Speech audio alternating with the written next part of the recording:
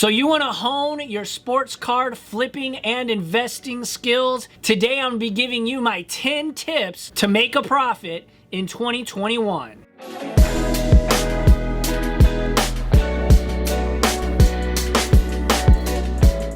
What's up, everybody? Welcome back to the channel. LessAlex here. Like I said, today I'm going to be giving you my 10 tips on how to become a smarter and more savvy sports card investor and flipper. Really excited for this one. I did this video, or a similar one, about a year ago, but things have changed. I've learned some tips and tricks along the way, and I wanted to expand on it. I hope you guys do enjoy this one. If you do, make sure to smash that like button. It is the #1 way to help support the content here on the channel. I'm coming out with sports and sports card content almost every single day, trying to help you learn by my mistakes and taking you through my journey. Make sure to follow me on Instagram and Twitter and all that fun stuff. But with all of it out of the way, let's jump into this video. None of these are in any particular order, except for maybe the first one, which could possibly be the most important one. And let's just get straight into it.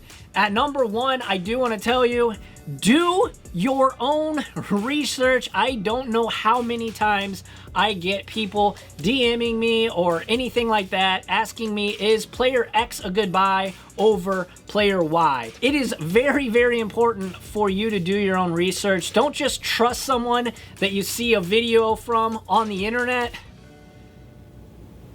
Do your research, and some awesome sites to look up and to really get very familiar with is, of course, all the reference sites. Basically, every sport has a reference site. Whether it's baseball, basketball, football, or hockey, there is a reference site for them. I will leave a couple of those links in the description below. Additionally, you want to take a look at a website called Cardboard Connection. It is one of the best informational websites on the planet for the hobby. It can tell you anything from checklists to the best rookie cards of a certain player. I use it for almost every single video I put out. It is a wealth of knowledge, and I highly suggest that you take a look at it. Alongside that, there are a lot of websites and tools you can use to track the sales history of players. I'm not saying that this is going to be a substitute for watching the games, but it can give you kind of a brief history of the card, and you can kind of use it to base your buying habits off of and really see when folks are buying high and selling and all of those things. I definitely suggest Card Ladder and Start Stock.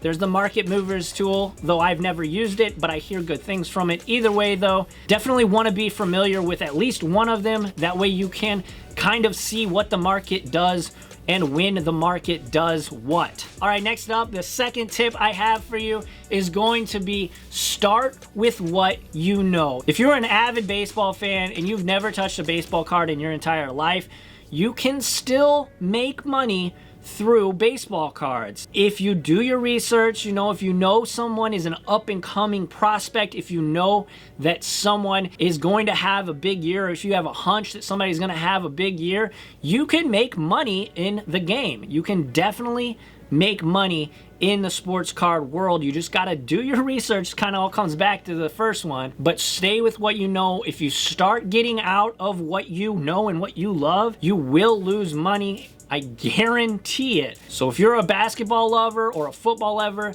take time to really learn that and then start delving into the other things. Don't get into something that you have zero interest in. If you're just trying to make a profit and you have no interest in basketball, then you are going to lose money. Trust me. All right, next up at #3, I will say diversify your sports card portfolio. Now you're gonna say, Alex, what the heck? You just told me to not invest in stuff I don't know. No, I'm not saying to invest in what you don't know. I'm saying get a couple of players. Don't just put all your eggs in one basket. Don't just say, hey, Fernando Tatis is really good. Whether that's true or not, I believe he is a great buy, by the way. But you do want to kind of diversify a little bit, just in case Tatis goes down with a season-ending injury. You're not going to be out basically the entire season and not be able to make a profit. So you want to be diverse, but you want to do it smart, because if you start getting into things that you're not quite sure of, that's where you start to lose money. They all all these kind of tie in together. Next up is going to be knowing when to buy and when to sell. Obviously, it's a tale as old as time. Buy low, sell high. That's very obvious. But when is the correct time to buy and sell? Well, I'll tell you, for me personally, I like buying out of season. So while baseball season is not happening, the focus is on basketball and football and all these other sports, that is the time to buy baseball. And flip side of that, whenever basketball is out of season, although basketball cards are starting to get way up there where they're pretty expensive all year around, but you want to buy basically whenever they're out of season. Now, in terms of when to sell, it kind of comes down to what you want to make out of this hobby. If you're holding out 3, 4, 5, 10x your money every single time, I don't think that that's going to be a realistic goal, just because there are very few occasions when you can do that. Now, if you're trying to double your money or even sometimes get 30% bonus on top of what you paid, that is a good profit margin, believe it or not. I know a lot of people in the hobby right now are kind of trained at this point to see at least a double percentage. That's not always true. That's not always fair, and you can't always meet that expectation. So know when to sell. Have a realistic expectation of your profit margin, because I will always say, I would rather sell a day early than a day late, because once the prices start going down, they start going down pretty hard in most cases. All right, next up is one that I have trouble with today. I crack packs. I love cracking packs. It's fun. It's why a lot of people in the hobby are in the hobby, is to crack packs. But what do I mean by don't crack wax? Don't crack packs? I mean, have fun with it. If you want to crack packs, if you and your kids want to have fun, or you just want to try and pull something, that's all good and dandy. But if you're doing it to turn a profit, you're not doing it the right way. Buy the single cards that you want to invest in rather than cracking a hobby box or a blaster for profit, because 9 times out of 10, probably even closer to 10 times out of 10,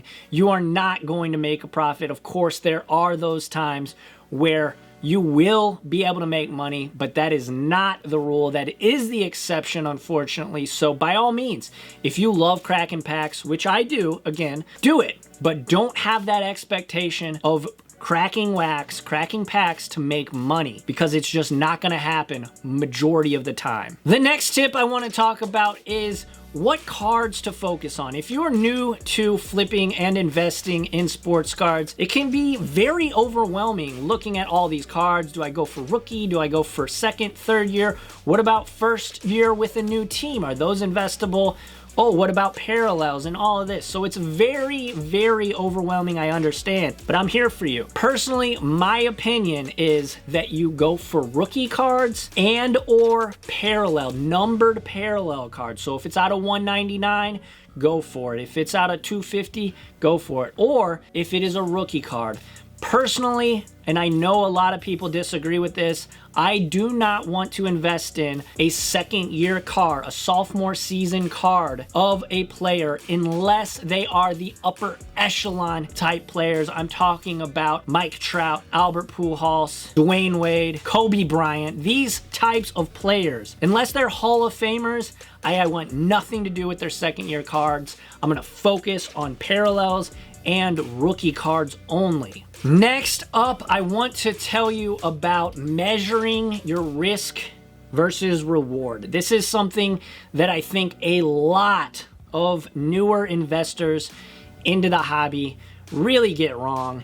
You really, really do have to measure a player's risk and reward. Now, I'm gonna lay out the 3 levels and give you some examples. There's low, high, and medium risk players.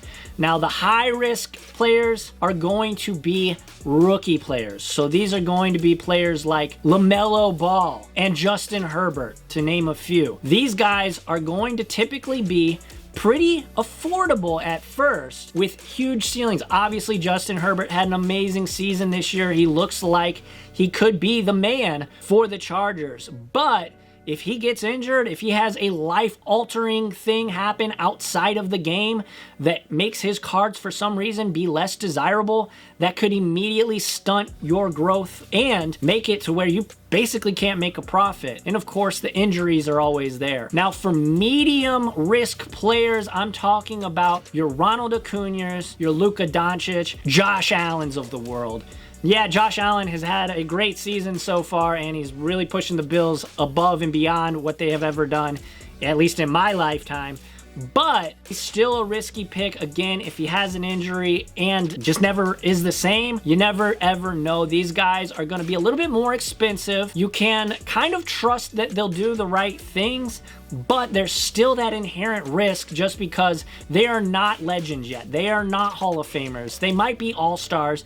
They might be even perennial all-stars, but they have not solidified themselves for the long term. And then last, and certainly not least, and personally, what you should probably be focusing on most is your low-risk players. These are players like Albert Pujols, Tom Brady, Kevin Durant, to name just a few. These guys are absolute legends. They could probably retire today and get inducted into the Hall of Fame in the respective sports. These guys are absolute greats and very, very expensive compared to the other two from the medium and high risk, but a much safer bet. Once they hit the Hall of Fame, their cards will slowly go up in value. And of course, if they do anything after their careers, such as get movie deals or on TV or on Sports Center, their prices could take a little bump here and there throughout their life. So these are very safe bets. These are long-term holds and really, really safe. Of course, you got to have that cheddar in order to invest in these guys, but they are, in my opinion, the safest. The way I look at this kind of low, medium, high risk, you want to kind of diversify 80-20. 80% in your low risks, and then 20% in the other two. And you can kind of vary from that, but that's just my suggestion. Next up, I want to talk about grading. There are several grading companies out there that have a great history and a great reputation. PSA, I would say, is the top dog. Then you have BGS, SGC, and the list goes on. You guys can, again, check that video out. But the main thing I want you to get from this, grading takes a long time nowadays because there's so many folks in the hobby submitting cards all the time. You definitely want to make sure you check your population reports when you're investing in a player. I think that 2021 will be way more focused on the population reports. I said in 2020, I didn't think it really mattered so much, and for the most part, I was right. Cards that had huge population reports were still selling for crazy. I don't think that that'll necessarily be true in 2021. I think as the market kind of matures and evolves in 2021, we will see flippers and investors be a little bit more cognizant of the population reports. So know what you're buying when you're buying a graded card. Trying to decide whether you want to buy a card raw and then get it graded and sell it graded is a huge decision. And I personally think right now, if you're trying to make quick flips on the fly, buy raw, sell raw, buy graded, sell graded. All right, next up we have ways to sell.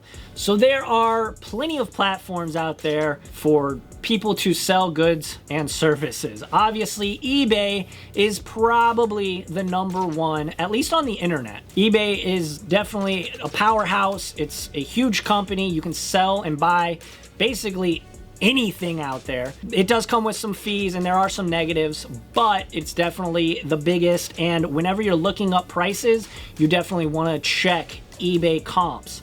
So check on eBay, and I can do a video on that if you guys want. Leave a comment down below if you want to see a video on that. But also there is newly founded Star Stock, which is great. You send them in, they give you a soft grade. It's a great service. Check out that video right up there. And then, of course, there's things like ComC, checkoutmycards.com. And then, of course, you can go to local card stores or even card shows. There's a bunch of different ways you can learn how to buy and sell. And really, it's kind of pick your own poison, whatever you feel most comfortable with. So definitely, this kind of ties into number one on this list, which was do your own research, kind of get a feel for everything. Don't just immediately start selling on a platform, because if you don't like it, then you're going to be really frustrated. Do your research on the platform and then make a decision on whether you want to sell on it or buy on it or not. Which brings me to another good point. Sometimes you can find some arbitrage in the sports card market. If something is selling for really cheap, $3-4 on some place like eBay, it might be selling more on a place like ComC or StarStock. So there is some money to be made buying a $4 card and then selling it for $10 on a place like ComC or StarStock. Just something to think about though. Additionally, there's Facebook groups, which don't have quite the same security as a place like ComC, eBay, or even StarStock, but you can find some really good deals on Facebook groups, but again, it's a little bit sketchy. And then of course there's Discord groups. Discord groups have been popping up all 2020. By the way, guys, if you want to join an awesome Discord group, join my Discord group. We're talking about sports and sports cards every day. That link will be down below if you want. But yeah, really deciding where you want to buy and sell is all up to you. Just do your research on each platform before you pull the trigger.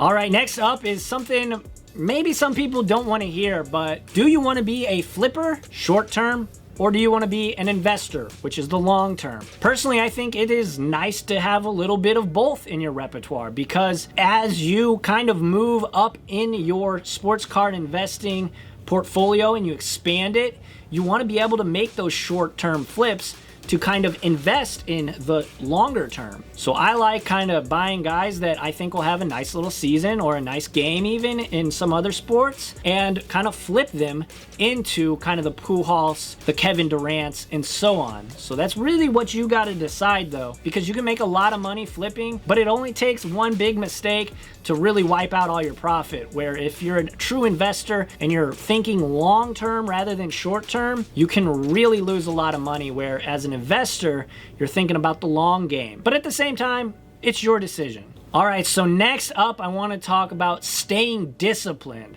What do I mean? Have a budget in mind whenever you're focusing on a card at a specific time. If you're really interested in Alvin Kamara, say an optic, and you want to pay $10 for it, and it starts to go over maybe $12, $15, stay disciplined. There'll be another one on eBay, I promise you. That way, you don't ever expose yourself to overpaying, because I promise you, if you're in the sports card market long enough, you'll be up late, whether it's on StarStock or ComC or wherever, maybe it's eBay, you will just, I really gotta have it, you'll click it, you'll buy it, and then it won't be a good buy, or at the very least, kind of crunch in to your overall profit margin. And that's not good. We're here to make money. All right. Lastly, I want to talk about knowing when to sell. I know I talked about it a little bit before, but this is super important, guys. Like I said earlier, sell a day early rather than a day late. Because the reality of the situation is there can only be one peak of that mountain. There can only be one person who sells at the peak. Is it going to be you? It could be. It could be you. But I personally will always like to make a 30% profit rather than breaking even or potentially even losing money. It's really a skill that you have to learn and kind of just take some L's on your own and have some hard lessons learned. But I think if you follow my other suggestions and tips on this video, you will fully be prepared to make money in the hobby and have yourself a nice little hobby and a fun time. And here's a little bonus tip for you guys. Have fun with this thing. It's the hobby. It's supposed to be fun. Yes, we can make money, and we can make actually a lot of money depending upon how much work and research you want to put into it. But at the end of the day, we're all here because we love sports and we love sports cards. So have fun with it, guys. Yes, you're going to take some L's, but I promise you will get some W's out of it as well. I know I've had fun. This whole channel was built because I was having fun and I wanted to record it and share it with the world. I appreciate everybody who's watched this far. You are awesome. If you're new here, again, hit that subscribe button. I'm coming out with videos almost every single day on sports cards, trying to share my experiences with you. So if you made it this far, hit that subscribe button. Make sure to like the videos. It's the #1 way to help support the content. And if you're thinking of using StarStock, please use the coupon code LessAlex when you sign up. When you put your first $10 in, you will get an additional 10 bucks. Nothing better than free money for sports cards. I'll get 10 bucks. It's a great win-win for everybody. If you want to link up with me elsewhere, hit me up on Twitter and Instagram at LessAlex, and feel free to join the Discord, the LessAlex Cardboard Connoisseurs. Anyways, guys, I appreciate you all. I hope you guys got some tips and tricks. If you've been in the hobby for a while and you think I missed any tips and tricks, leave those down in the comments below for all the new folks.